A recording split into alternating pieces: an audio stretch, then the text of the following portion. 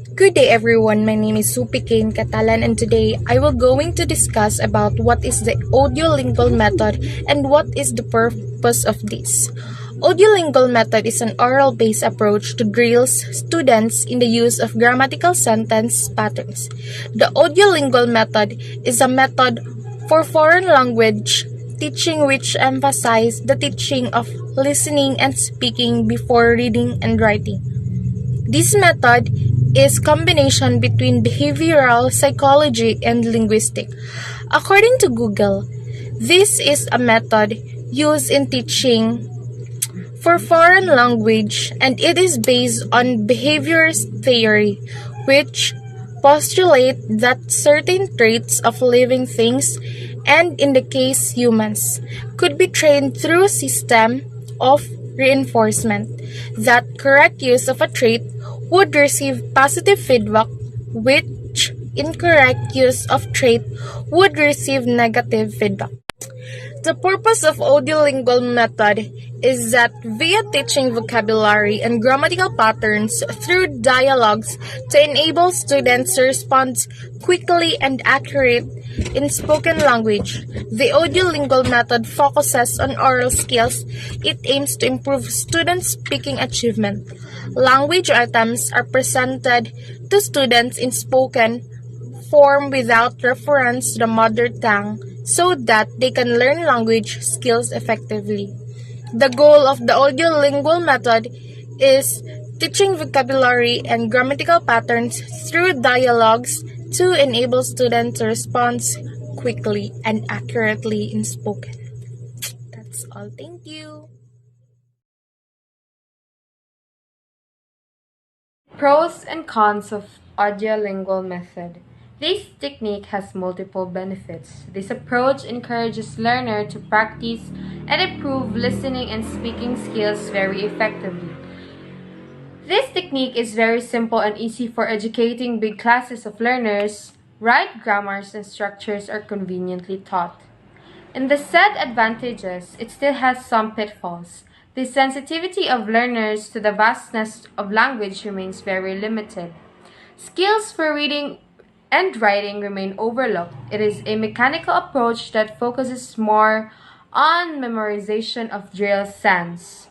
So, too much attention placed upon the teacher who was limited to presenting only the mechanical aspects of language and the reduction of vocabulary in favor of structure. The main feature of this approach is oral drills.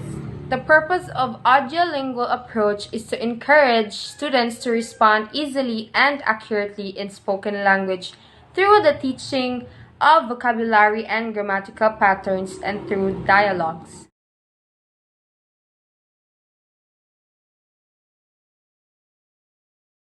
Based on Skinner's behaviorism theory, it assumed that a human being can be trained using a system of reinforcement. Correct behavior receives positive feedback, while errors receive negative feedback. Now, there are ways how to use the audiolingual method in our class, and one of these is the focus on practical pronunciation. In focus on practical pronunciation, no matter how many sounds of language you teach employees, you need to first have a basic understanding of what they are, how they are produced, and how they work together to create utterances. There are two kinds of practices that we apply to focus on practical pronunciation in teaching, and that includes identifying the sound system and using of tongue twisters. In identifying the sound system, it takes advantage of readily recognized symbols that students use in their native language. Also, be moderate in the existence of similar sounds. Next is the using of tongue twisters. Using of tongue twisters can build articulation and strength of the tongue. Students will have much more fun working with complete sentences. And one of the examples of using tongue twister is ice cream, you scream, we all scream for ice cream. So proceeding to the second way to use the audiolingual method in a class is to do a structural drilling exercise. So when we hear the word drill, it sounds heavy, it sounds challenging.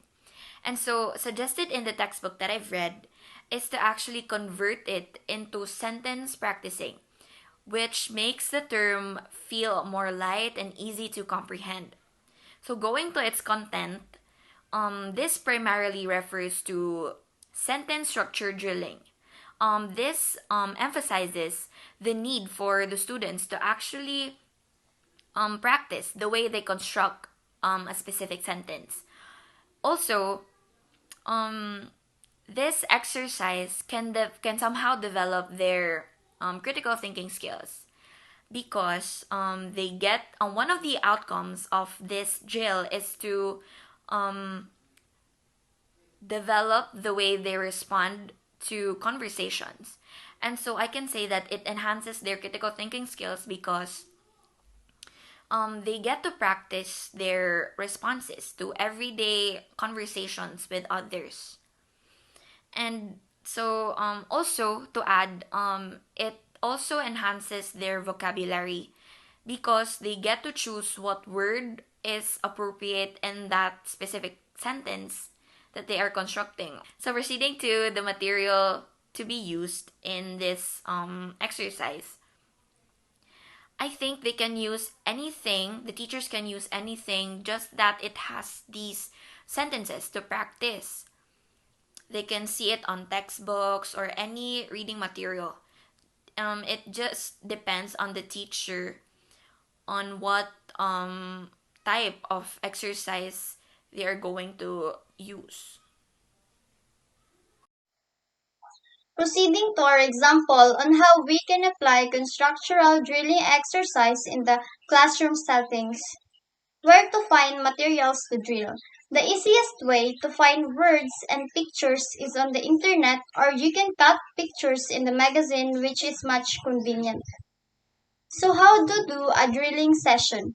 The exercise is called a reflexive day, whereas the teacher would provide pictures that indicates an action which the student will match using the accurate verb via words.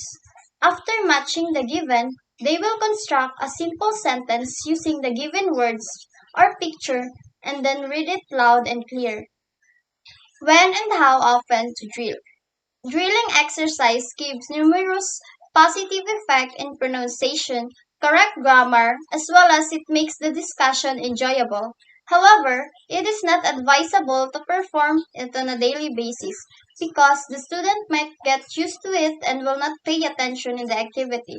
So it must be done once or twice in a semester to maintain their enthusiasm towards the activity.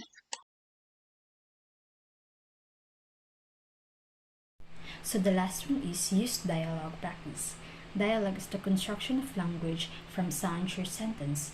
It is the conversation or exchange of information between two or more people. It shows how people converse with each other and what are their reactions. It can also enhance one's communication skills. Next is everyday dialogues. Most modern languages in text includes dialogue materials and exercises. It is often used in a principal presentation text in a unit, especially in texts aimed at language use rather than language study for an exam. Especially in texts aimed at language use rather than language study for an exam. There are many categories in the dialogue, but they limit it to two. The first one is standard everyday dialogue. This is what we normally say every day, including the basic, like hello, good morning, goodbye, good afternoon, and etc. There are also dialogues that we use when we go to shopping. Yes, go to shopping. Or you want to make a request to other person and etc. Next is the improvisational dialogue. This is what we usually use when we argue, debate, sharing our opinion and etc.